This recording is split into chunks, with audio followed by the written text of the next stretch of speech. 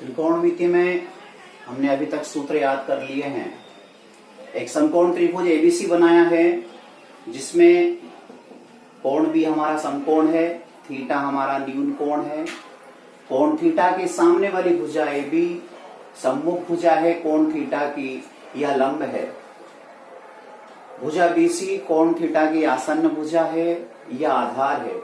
और समकोण के सामने वाली भुजा कर्ण है। ये हमें अच्छे से याद करना है कि साइन थीटा का रेसिप्रोकल कोसेक थीटा होता है।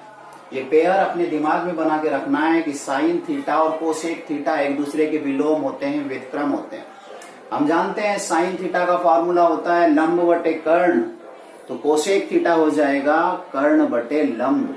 साइन थीटा का reciprocal cosec theta, sine theta लंब बटे कर्ण, तो कोसेक थीटा हो जाएगा कर्ण बटे लंब। अगर साइन थीटा का रेसिप्रोकल व्युत्क्रम कोसेक थीटा है या कोसेक थीटा का व्युत्क्रम साइन थीटा है, तो हम कोसेक थीटा की जगह 1 बटे साइन थीटा लिख सकते हैं, या साइन थीटा की जगह हम 1 बटे कोसेक थीटा लिख सकते हैं। ये पहली चीज हमें अच्छे से याद होना चाहिए। और इससे पहले हम कर चुके हैं कि साइन थीटा बराबर होता है लंब बटे कर्ण, कोसेक थीटा हो जाएगा इसका रेसिप्रोकल, इसका व्युत्क्रम कर्ण बटे लंब।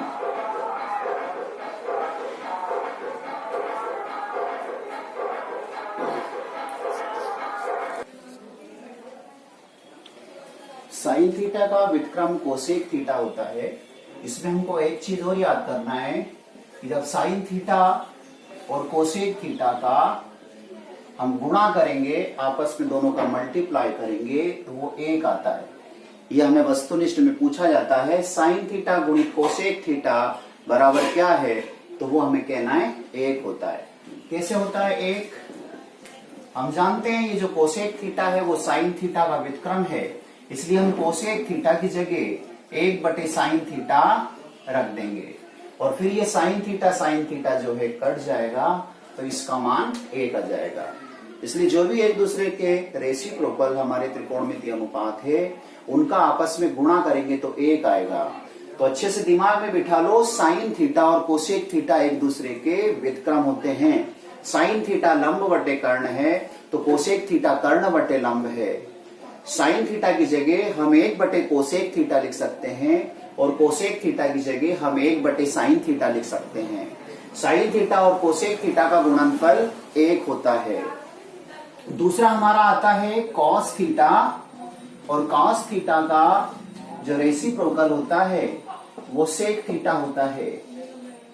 रेसिप्रोकल का मतलब होता है व्युत्क्रम विलोम उल्टा। अगर कॉस थीटा और कोसेक थीटा का पेयर अपने दिमाग कॉस थीटा और सेक थीटा का पेयर अपने दिमाग में हमको अच्छे से बना लेना है। कॉस थीटा का व्युत्क्रम सेक थीटा का व्युत्क्रम कॉस थीटा। तो इससे हमें क्या होगा? इससे यह होगा कि यदि हमने याद कर लिया है कि कॉस थीटा होता है आधार बटे कर्ण, तो सीधी सी बात है आप सेक थीटा का हमें बता देंगे इसका व्युत्क्रम करके कर्ण बटे आधार।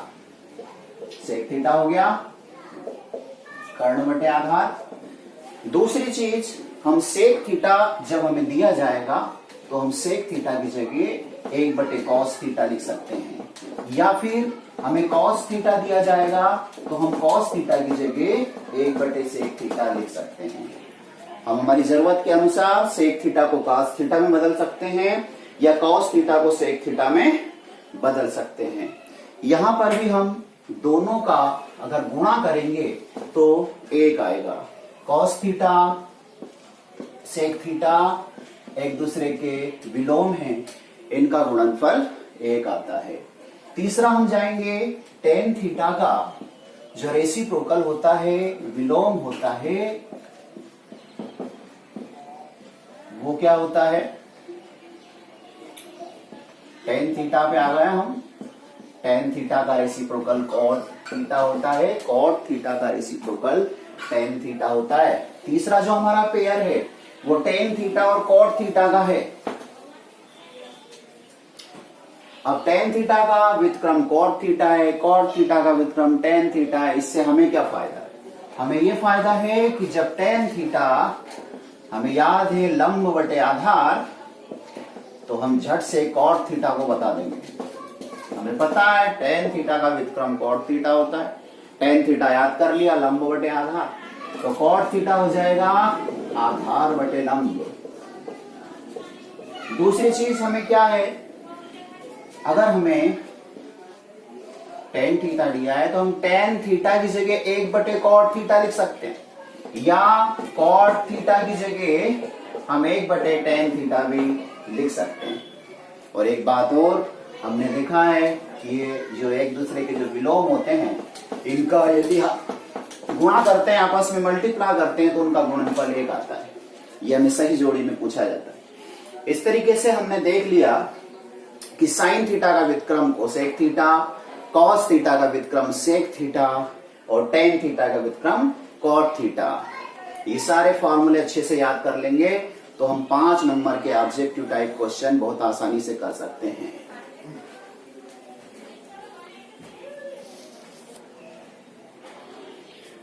अब हमें 3 सर्वसमीकाओं को याद करना है। पहली हमारी जो सर्वसमीका है वो है साइन वर्ग थीटा धन कॉस वर्ग थीटा बराबर 1। साइन वर्ग थीटा धन कॉस वर्ग थीटा का मान 1 होता है। यह हमारी सर्वसमीका है। कोई भी जो समीकरण होता है उसको हम सर्वसमीका कब कहते हैं? उस समीकरण के अंदर जो हमारा चर आया है, यहाँ पे चर के रूप में थीटा है, तो ये जो समीकरण चर थीटा के सभी मानों के लिए सत्य होता है। इसके लेफ्ट हैंड साइड और राइट हैंड साइड थीटा के सभी मानों के लिए जब सत्य है तो हम इसको सर्वसमीका बोलते हैं। कोई भी समीकरण जिसके अंदर जो चर आया है, तो चर के सभी मान के लिए अगर वो समीकरण सत्य है तो फिर वो समीकरण सर्वसमीका कहलाता है। तो पहली सर्वसमीका हमें याद करना है। इस सर्वसमीका से भी और हमारी सर्वसमीका या सूत्र बन सकते हैं। हम कॉस वर्ग थीटा को बराबर के उधर ले जाएंगे तो यह हो जाएगा धन कॉस वर्ग थीटा, उधर जाएगा तो ऋण कॉस वर्ग थीटा। ये भी हमें याद करना है कि 1 ऋण कॉस वर्ग थीटा बराबर साइन वर्ग थीटा होता है। हम साइन वर्ग थीटा की जगह 1 ऋण कॉस वर्ग थीटा लिख सकते हैं, या 1 ऋण कॉस वर्ग थीटा की जगह साइन वर्ग थीटा लिख सकते हैं। अब हम कॉस वर्ग थीटा को यही रहने देते हैं और साइन वर्ग थीटा को राइट हैंड साइड पे ले जाते हैं, तो ये भी हमें एक सूत्र मिल गया। 1 ऋण साइन वर्ग थीटा बराबर कॉस वर्ग थीटा, या कॉस वर्ग थीटा की जगह 1 ऋण साइन वर्ग थीटा। यह हमारी पहली सर्वसमीका है जिसको हम ज्यामिति के द्वारा सिद्ध भी करेंगे। दूसरी हमारी सर्वसमीका होती है 1 धन टेन वर्ग थीटा बराबर सेक वर्ग थीटा। 1 धन टेन वर्ग थीटा का मान सेक वर्ग थीटा होता है। इससे भी हम कुछ सूत्र बना सकते हैं।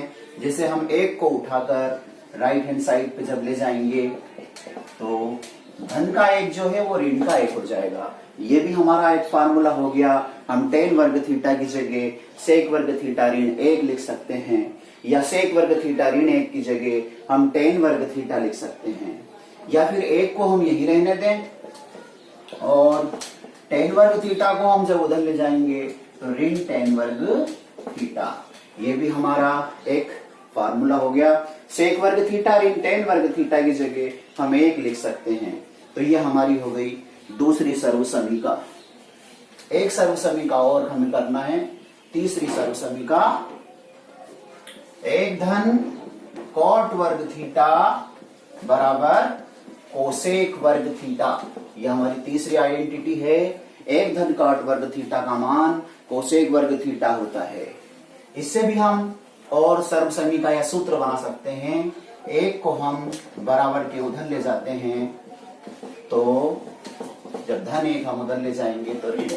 ये भी एक सूत्र हो गया। कोसेक वर्ग थीटा ऋण 1 की जगह हम कॉट वर्ग थीटा लिख सकते हैं, या कॉट वर्ग थीटा को हमें कोसेक में चेंज करना है तो हम कॉट वर्ग थीटा की जगह कोसेक वर्ग थीटा ऋण 1 लिख सकते हैं।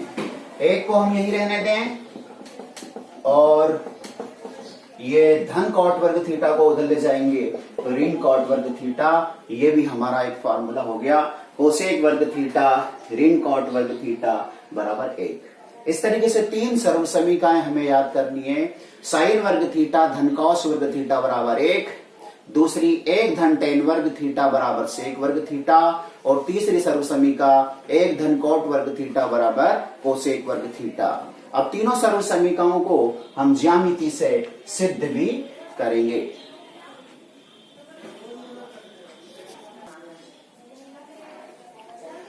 ज्यामिति से सिद्ध करो कि साइन वर्ग थीटा धन कास वर्ग थीटा बराबर 1। ये जो हम सर्व समीका याद हमने की है, अब इसको हमें सिद्ध भी करके बताना है। ये बताना है कि ये बनती कैसे है।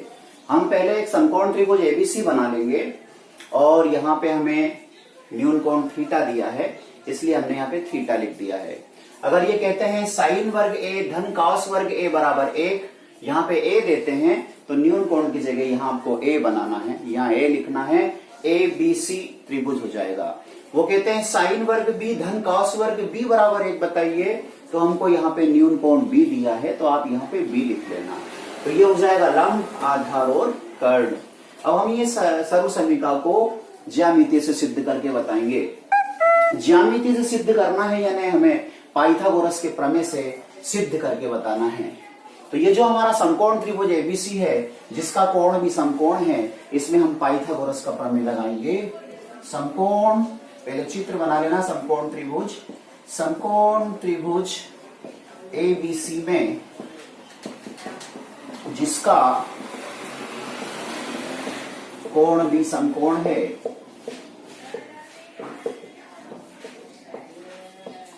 पाइथागोरस के प्रमेय से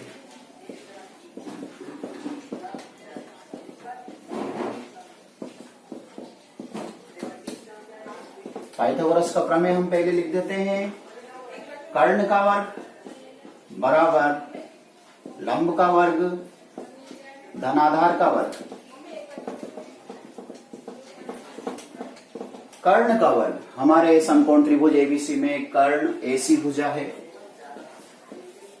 लंब का वर्ग, लंब एबी भुजा है, और आधार बीसी भुजा है। समकोण त्रिभुज एबीसी में हम पाइथागोरस का प्रमेय लगा के यहां तक आते हैं। अब ये जो हमें प्राप्त हुआ है, इसके दोनों पक्षों में आप एसी वर्ग से भाग लगा दीजिए।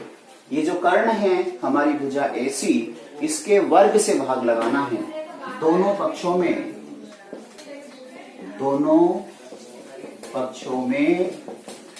एसी वर्ग से भाग देने पर हर जगह हमें एसी वर्ग से भाग देना है। एसी बोले तो कर्ण जो भी भुजा होगी उसके वर्ग से भाग देना है।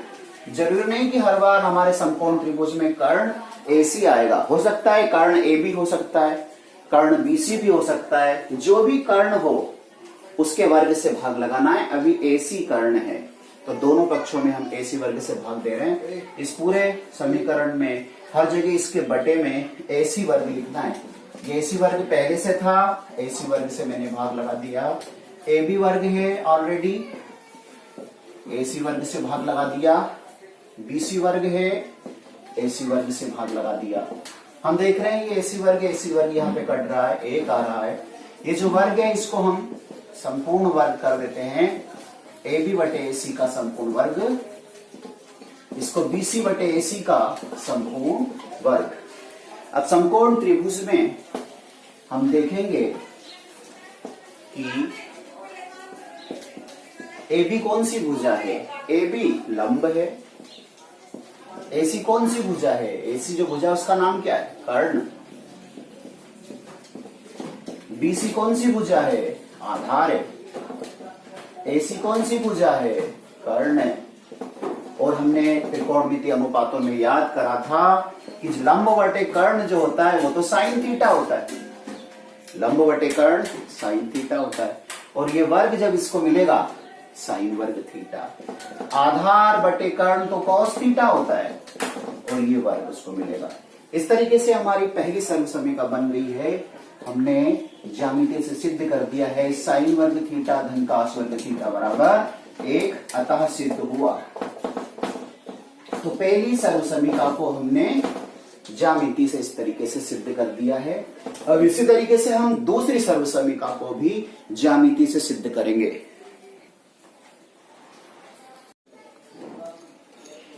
तो हमें दूसरी सर्वसमीका को ज्यामिति से सिद्ध करना है। 1 धन tan वर्ग थीटा बराबर sec वर्ग थीटा। यहां भी हमने समकोण त्रिभुज एबीसी बनाया है। यहां पे हमने थीटा की जगह a ले लिया है न्यून कोण।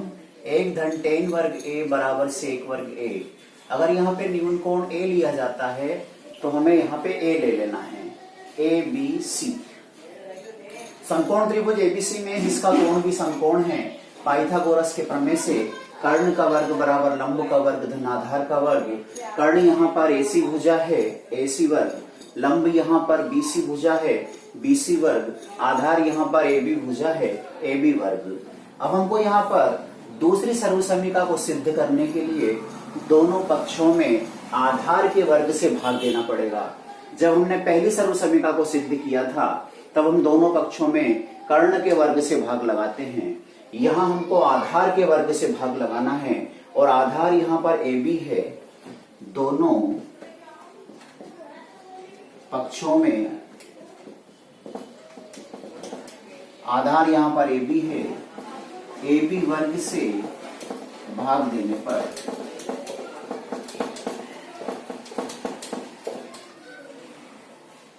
हम दोनों पक्षों में अभी AB वर्ग से भाग लगाएंगे। पाइथागोरस का प्रमेय लगाने के बाद हमें ये समीकरण मिल गया। हम यहां तक पहुंच गए थे। इसमें हर जगह हमें AB वर्ग से भाग लगाना है, यानी इन तीनों पदों में हमको बटे में AB वर्ग लेना है। AC वर्ग बटे AB वर्ग। BC वर्ग यहाँ पहले से है और ये हमने AB वर्ग से भाग लगाया। धन AB वर्ग यहाँ पहले से है और हमने AB वर्ग से भाग लगाया। AB वर्ग यहाँ पे कट जाएगा। AB वर्ग में AB वर्ग का भाग एक बार जाएगा। AC बटे AB इसको हम पूर्ण वर्ग कर देते हैं। BC बटे AB इसको भी पूर्ण वर्ग कर देते हैं, धन 1। AC बटे AB, AC यहाँ पे कर्ण है, AB यहाँ पे आधार है। ये है कर्ण बटे आधार। कर्ण बटे आधार का वर्ग यहाँ पर आ रहा है। BC बटे AB, BC लंब है, AB आधार है। लंब बटे आधार का वर्ग यहाँ आ रहा है। और हमने सारे त्रिकोणमितीय अनुपातों के सूत्र याद कर रखे हैं। हम जानते हैं कि लंब बटे आधार tan होता है, तो यह हो जाएगा tan A और ये उसका वर्ग। कर्ण बटे आधार हमने याद किया है, cos थीटा का सूत्र होता है आधार बटे कर्ण, तो cos थीटा का विलोम होता है sec थीटा। sec थीटा होता है कर्ण बटे आधार, क्योंकि यहाँ पे कोण जो है A लिया हुआ है, इसलिए sec A कर देते हैं। तो हमारी दूसरी सर्वसमीका बन जाती है 1 धन tan वर्ग A बराबर sec वर्ग A। इस तरीके से हमने दूसरी सर्वसमीका को ज्यामिति से सिद्ध कर दिया है, अतः सिद्ध हुआ। यहाँ ध्यान देने वाली बात है, पहली सर्वसमीका को सिद्ध करने के लिए हमने दोनों पक्षों में कर्ण के वर्ग से भाग लगाया और दूसरी सर्वसमीका को सिद्ध करने के लिए हमने दोनों पक्षों में आधार जो भुजा है उसके वर्ग से भाग लगाया है।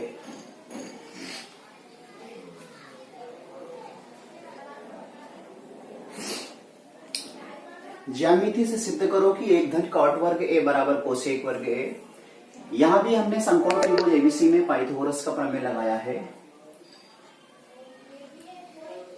यहां पर हमें सर्वसमीका 3 सिद्ध करने के लिए हम दोनों पक्षों में लंब के वर्ग से भाग लगाएंगे।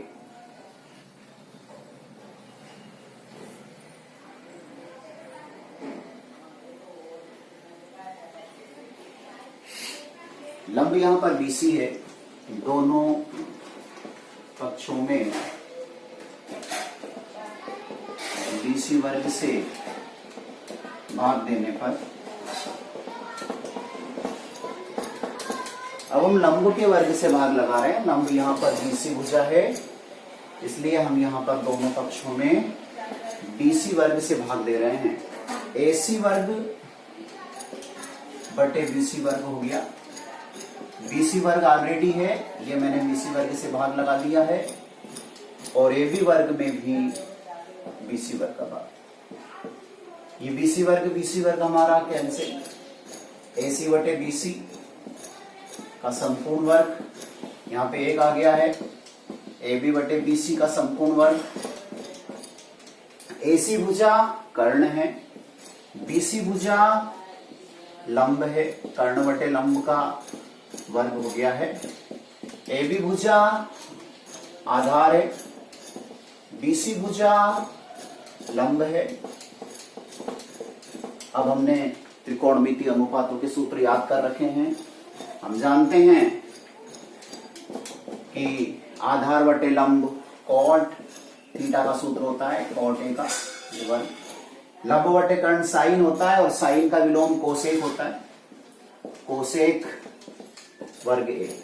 ये तीसरी सर्व समीकरण बन गई है, 1 धन कॉट वर्ग ए बराबर कोसेक वर्ग ए। बहुत ही महत्वपूर्ण तीनों सर्व समीकरणों को हमने सिद्ध किया है। तीनों सर्व समीकरणों में से एक सर्व समीकरण को सिद्ध करना परीक्षा में निश्चित रूप से आता है। धन्यवाद।